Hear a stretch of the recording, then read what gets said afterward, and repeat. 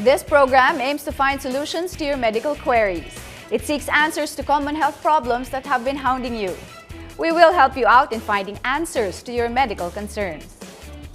I'm Angel Jacob and this is MedTalk, your weekly on-air health consultation here on the Solar News Channel.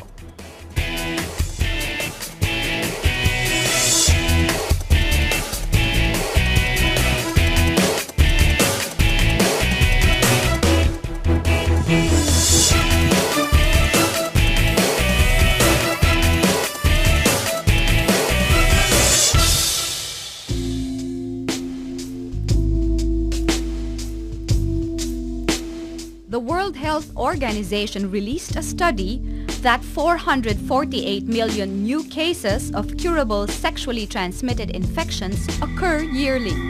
Among these are syphilis, gonorrhea, chlamydia, and the human papillomavirus or HPV, with 250,000 deaths each year caused by the human papillomavirus or HPV. It is the second deadliest to HIV or human immunodeficiency virus among sexually transmitted infections. With the alarming statistics on sexually transmitted infections, how do we keep ourselves from all these? Bata pa ako. Contraceptives. To really choose the partner that you engage in and to really practice safe sex using condoms. Have weekly medical checkups. Practice mo na lang abstinence kung kaya mo. Tonight, we will talk about HPV and other common sexually transmitted infections that affect women. How can we actually prevent getting infected? What is the available cure for these? Can these infections affect a woman's ability to bear children? Join us as we answer all these questions on MedTalk. We're still celebrating Women's Month here on MedTalk. Last week, we discussed cancers that affect women. Now we will discuss infections that can affect a woman's reproductive health. Joining us is Dr. Patricia Ko, OB/GYN infectious disease specialist from the Makati Medical Center, St. Luke's Medical Center, and the East Avenue Medical Center. Also with us is Dr. Judith Perez Peralta, also an OB/GYN infectious disease specialist from the St. Luke's Medical Center and the Quirino Memorial Medical Center. You can participate in the discussion by calling our hotline. You can also follow us on Twitter, post on our Facebook page, or send us an email. Good evening, doctors. Welcome to the show. Hi, Angel. Hello. During the VTR, it was mentioned that there are 448 million people all over the world who have been infected by an STD. How and why is this number abound? Okay, maybe it's also because of the increased population worldwide. That's why there are more and more people with STD. Also because people are more aware, there are more diagnostic tests available, people seek treatment, therefore more cases are also being diagnosed. Another possible reason is probably earlier age of first sexual intercourse. There are also more people having more partners, therefore there's an increased chance of spreading the bacteria or the virus around. Oh, wow. Okay, Dr. Peralta? Yeah, well, basically it's the same thing, except for I'd like to add that the youth, okay, a lot of the sexually transmitted diseases are now found in the 20 to maybe as 20 to 30-year-old age brackets, the reproductive age group, and these are the probably the type of the population who are not so aware at this point, okay, of the dangers of STD. Why, in spite of all the information and in spite of all the awareness, why aren't people as aware as they should be? For example, in the Philippine setting, I don't think there's much information dissemination. We don't really talk about it. We only talk about it here in my clinic when I discuss with my patients or when I give lectures. But I'm really happy, for example, that for the first time we were invited to talk about a topic that's close to our hearts, sexually transmitted infection, which is our specialty. So there's really not much discussion. There's a lot of misinformation, and a lot of people are scared of seeking advice because they're afraid that people will talk about them, that somebody will see them consulting a doctor and saying, maybe she has an STD or an HIV. And that person is also scared that when she gets the result, somebody else will see the result.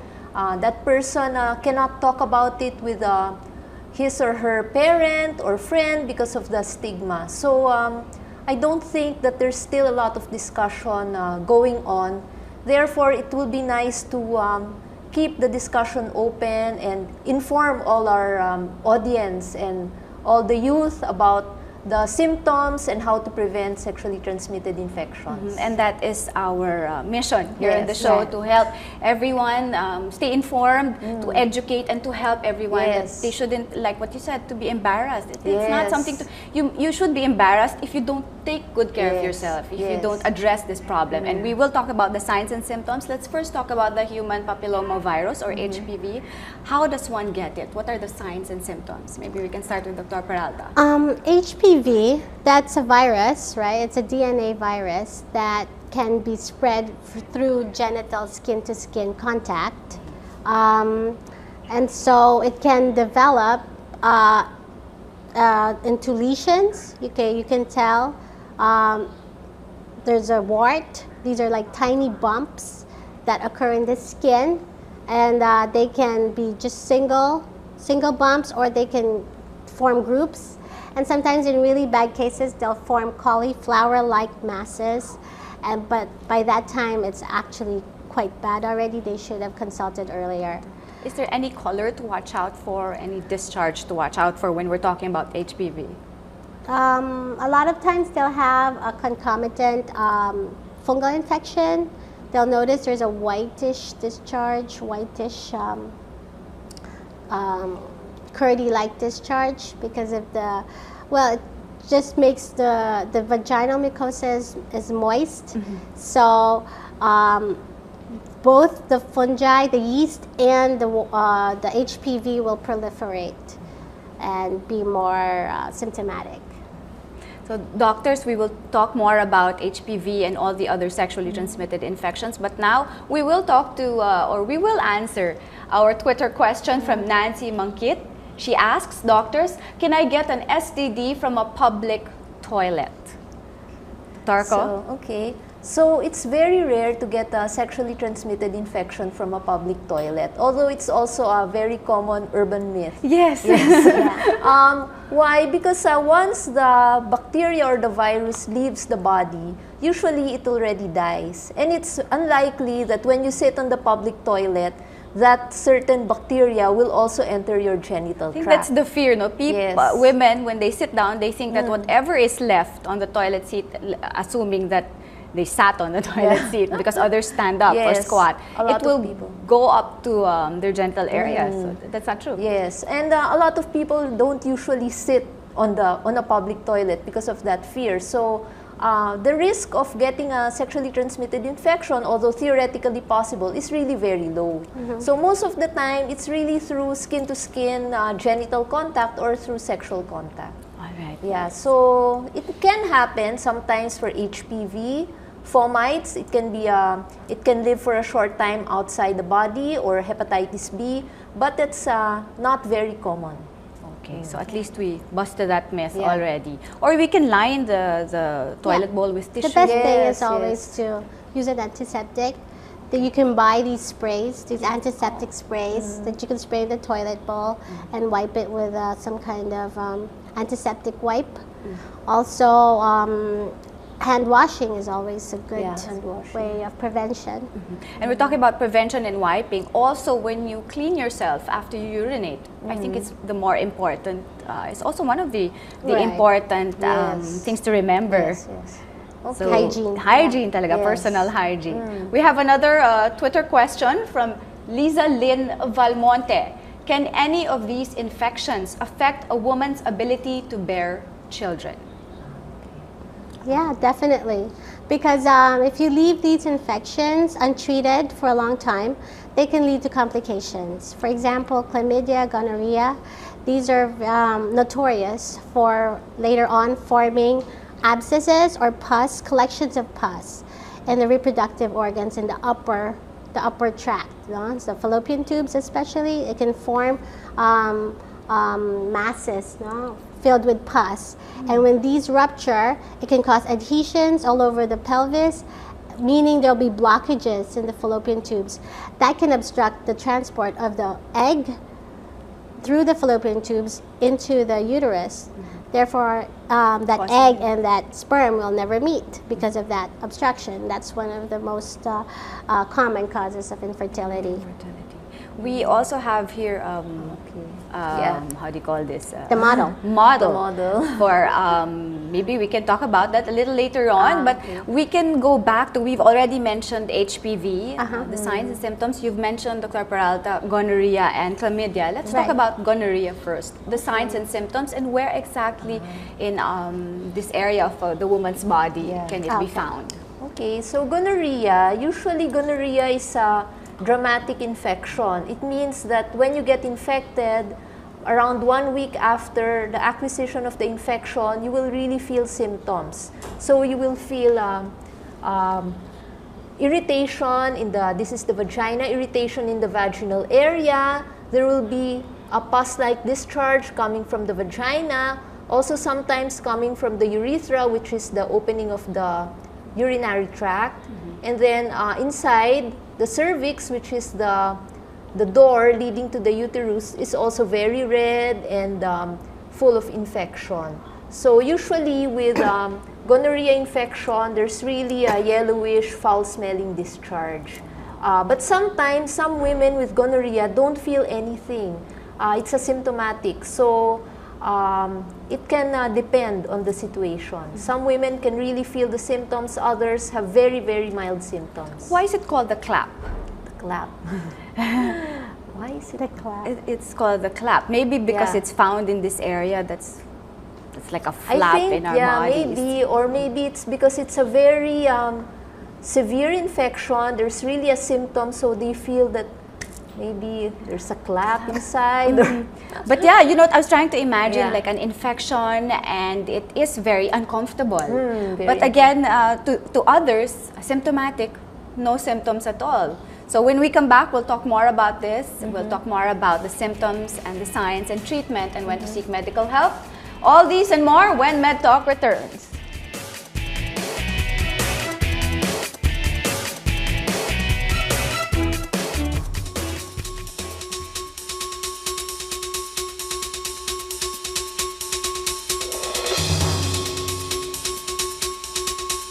Did you know that the highest rate of sexually transmitted infections are found in urban men and women in their sexually most active years? That is between the ages of 15 and 35. On the average, women become infected at a younger age than men.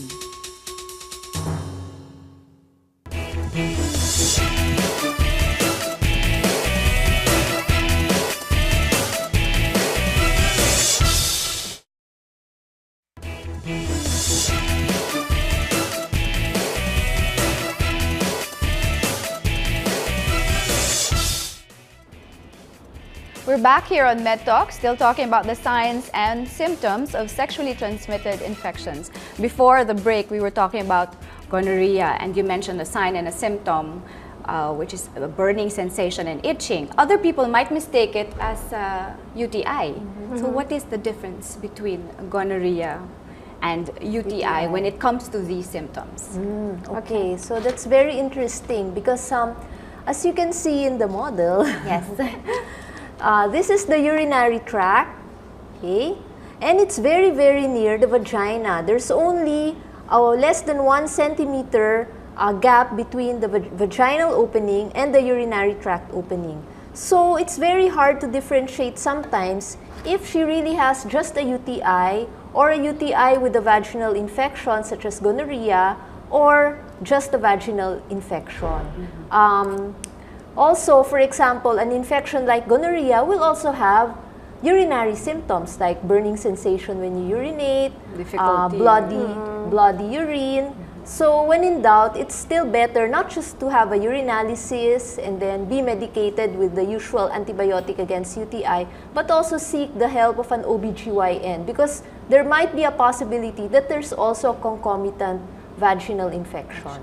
Okay, still on vaginal infections. Now we move on to chlamydia. Please describe to us what is chlamydia, the signs and symptoms. Chlamydia.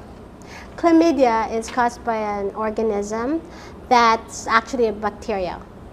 And it can invade also the cervix, okay, here, here. So again, it goes through the vagina through sexual contact here, and it tends to live in the cervix, which is the opening to the uterus, okay? And that's where it lives and hides. And it causes, most of the time it's asymptomatic, meaning there's no symptoms, okay, again. But then in some cases there'll be some kind of discharge, sometimes whitish, sometimes clear, and no foul smell, so no itchiness, nothing. So it's actually detected along with other infections maybe, or just one symptom that I noticed with some of my patients is discomfort. They just have this What type of hypogastric, or here the lower abdomen, some weird discomfort that they say is deep down. It's not just in the muscle or on the surface, it's inside. And so that's one thing I noticed that they feel. And then I investigate. I have them tested for chlamydia. So we mentioned tests. Right. You have them mentioned, Yeah, you have them tested for chlamydia. Is there a test for all? Or is there an individual test for Individual all of these tests. STDs? Yeah, there are a few. There are one or two reliable tests per type of infection. But the general rule that we specialists follow is that once a patient is positive for one STI, actually it's nicer to say STI, yes, than STD, STI, or sexually transmitted infection. The rule is to test them for the others because most likely they might be positive for the others. And how often should one get a test? Oh, depends. It depends on the situation. Yeah, For situation. example, There's if no she rule. had a recent sexual partner, she has multiple sexual partners, Or or her her sexual partner had Tested another positive. partner, or the partner tested positive. or Yeah, you're another just thing not is- sure. You just want to be tested. You have some sensation of probably abnormal discharge or lower abdominal pain. Always get tested and The most don't important, be afraid. the partner. If the partner gets tested and is positive, then the partner should also get tested, Yes. and the previous partners. So they have to backtrack. Yeah. And I think that sometimes that's where the fear comes in, that they don't want to backtrack anymore, or they don't want to Yes. have to go through that anymore. Yes, and a lot of women, once they are diagnosed to have a sexually transmitted infection, they get depressed, Right. they feel so undervalued, and they cannot tell their partner because they're afraid that their partner will accuse them of being promiscuous or being dirty. They can't tell anyone. So, of course, the infection keeps on spreading. It's like a gift that keeps on giving. And it So keeps living spreading. in there. Yeah. right. So the best thing to do really is, if you can't tell your partner, maybe you can go to your OBGYN and they can help you out. And they can Yes. advise you on getting tested, Yeah. and also how to help you emotionally. Because it's not just physically that you're affected, but your emotions as well. Yeah, very emotionally loaded. That's it. And speaking of loaded, we have another question from Twitter. Nikki Manabat. I was just diagnosed with HPV. Okay. I'm wondering about the HPV vaccine. If someone has HPV already, will the vaccine prevent future outbreaks? Dr. Ko? So, HPV really has multiple types of viruses. So, HPV, human papilloma virus, has so many subtypes, hundreds and hundreds of subtypes. So, if, for example, she has been infected with HPV type 16, then she can still benefit from the immunization by being immunized against the other HPV subtypes that can cause genital warts or cancer of the cervix. So you also have to choose which specific vaccine you would... Yeah, there are two choices. Yes, there are two In the market. choices. Yeah.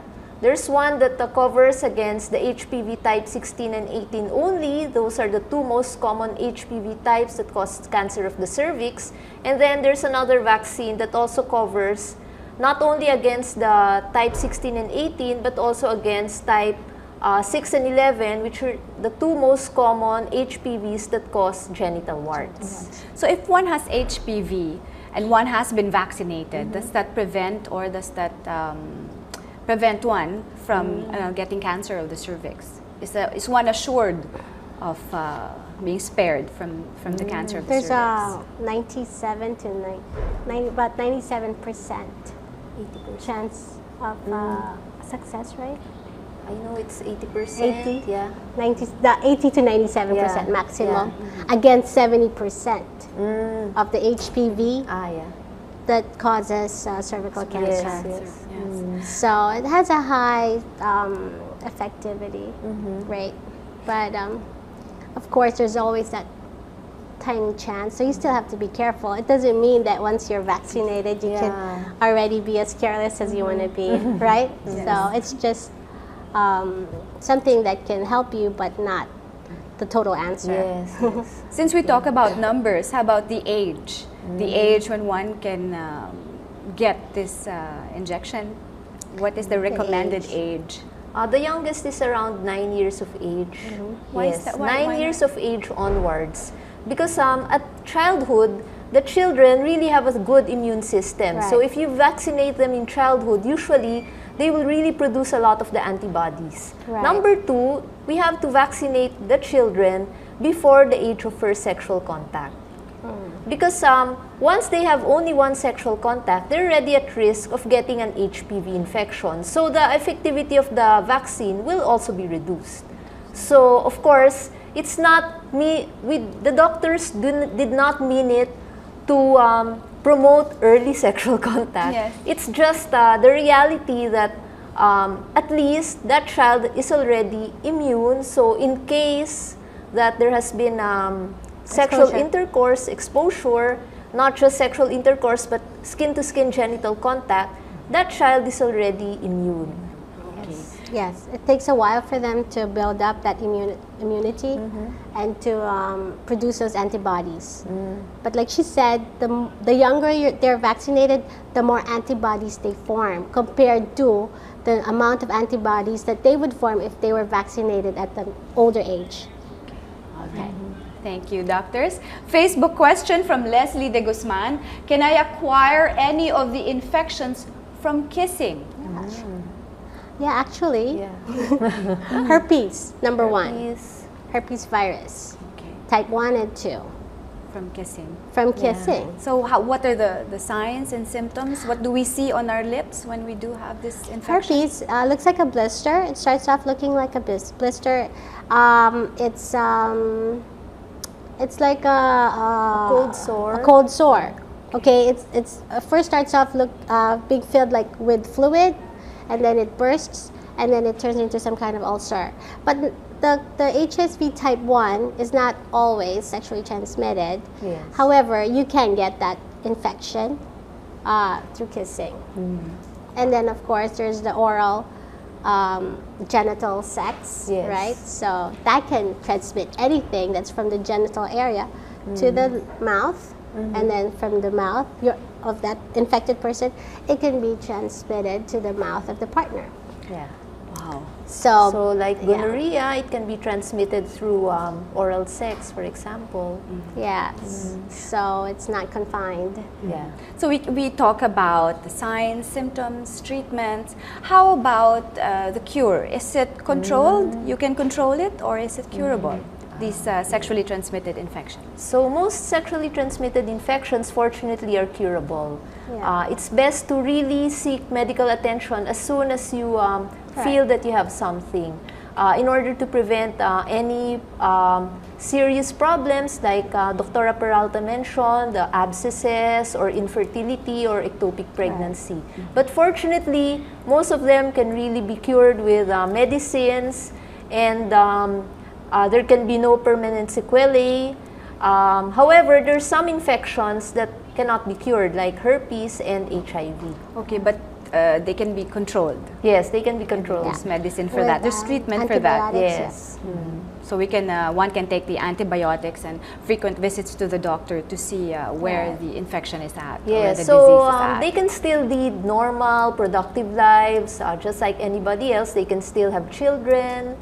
So it doesn't mean that it's a death sentence to have a sexually transmitted infection. Well, that's very good to know. Right. A Facebook question from Mary Ann Mariano. I can't get rid of the lice on my head. Should I worry that they might affect my pubic region as well? The lice in the head going down to the pubic region. It's usually a different type of organism, but they're both treated the same way. There are shampoos available that will kill this louse, and so they can be cured of that quickly. So they can travel from the head. Yeah, the best thing to do is they have a head. If they have head lice, they should have that treated. Okay.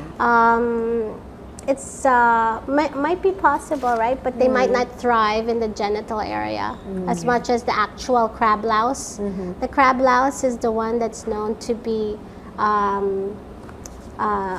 resident, a frequent resident of the genital area. And there's also shampoos, medicated shampoos to get rid of that. So if you can't get rid of the lice in your head, the fear of having crab louse is not so, it's not imminent. It's not really I've the never same thing. seen someone with head lice and That has then traveled. being transmitted to the pubic hair. Have you seen a patient with that before? Not really. Not really, yeah. But I don't want to say Yeah, okay. never. But you know what we want to say? We want to hear tips.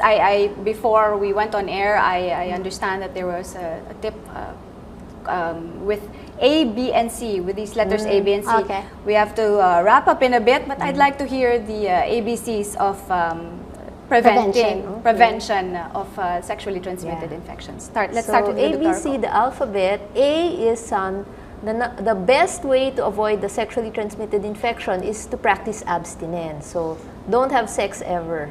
Okay. Are you sure? Ever. Okay. I don't think anybody's going to follow that rule. So how many can follow that? I think we should qualify that. Don't have sex if you don't know your partner. Which So you leads have us to B. Yeah. So B is be faithful. So practice mutual monogamy. Both are mutually monogamous to prevent any infections from entering the relationship. And then C is use a condom consistently. So safe sex is Yeah. and the safest sex ever is not to have it. Yeah. Yes. Or know your partner. Or know I your always partner say, I and always be give them honest away with out. your partner and know your body. Yeah, I and if always you- say that you have to know your body, see the changes that are happening, and address it right away. So that's what we've done here on the show. You know, there's not a lot of time. I wish we had more time to talk Yes. about this. Maybe we can invite both of you again. Thank you very much, Dr. Thank you so Ako. much. Thank you very much, Thank Dr. you, Angel. Peralta. I'd like again to thank our doctors for enlightening us on how to take good care of our bodies and preventing STIs. Thank you again to Dr. Patricia Ko and Dr. Judith Perez Peralta. See you again next Tuesday on MedTalk as we discuss infertility. 10 p.m. on your scheduled on-air consultation here on the Solar News Channel. This is Angel Jacob. Good night.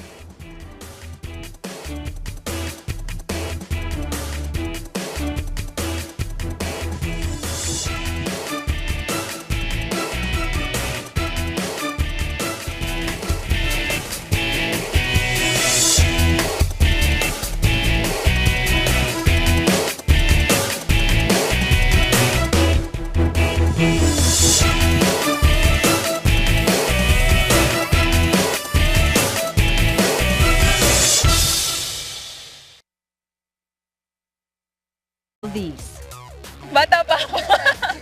Contraceptive. To really choose to partner that you engage in and to really practice safe sex using condoms. Have weekly medical checkups. Practice mo na lang abstinence kung kaya mo.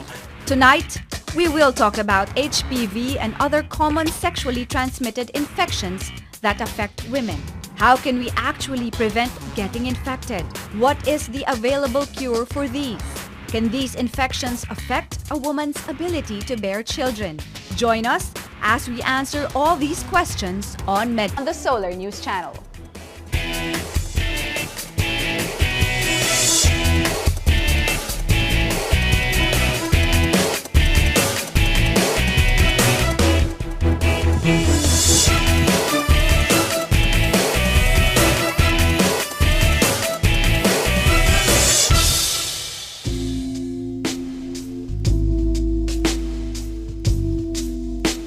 The World Health Organization released a study that 448 million new cases of curable sexual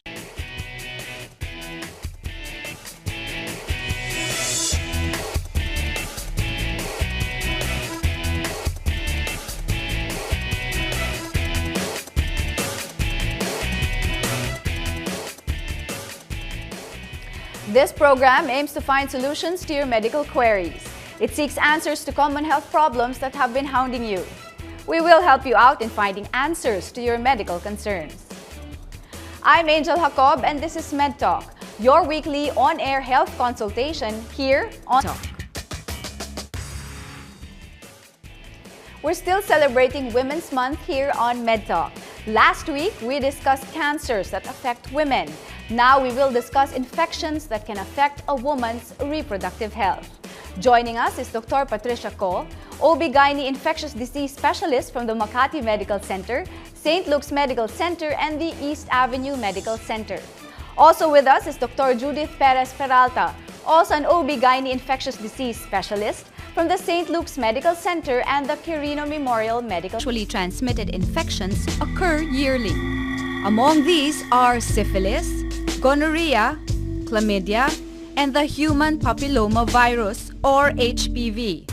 With 250,000 deaths each year caused by the human papilloma virus or HPV, it is the second deadliest to HIV or human immunodeficiency virus among sexually transmitted infections. With the alarming statistics on sexually transmitted infections, how do we keep ourselves from all